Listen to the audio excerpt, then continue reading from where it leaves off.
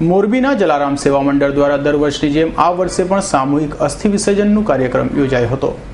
આ વર્ષે શનિવારના રોજ ચંદ્રગ્રહણ હોવાથી સેવા મંડળ દ્વારા મોરબીની વિદ્યુત સ્મશાને બિનવારસી અને અન્ય મળીને 52 જેટલી અસ્થિઓ એકત્રિત કરી હતી અને હિન્દુ શાસ્ત્રોના વિધિ અનુસાર સોમનાથના દરિયામાં જઈને સામૂહિક અસ્થિ વિસર્જન ગુરુવારના રોજ કરવામાં આવ્યું હતું।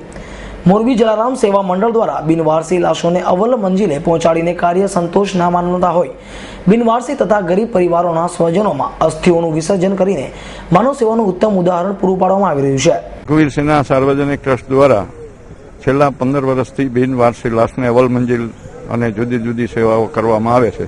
તો બિનવારસી લાશની અવ્વલ મંજિલ થયા પછી એમના ફૂલ અહીં દરેક સ્મશાનમાં રાખવામાં આવે છે। જે દરેક સ્મશાનની અંદર રઘુવીર સિન્હા સાર્વજનિક ટ્રસ્ટના કુંભ રાખવામાં આવેલ છે।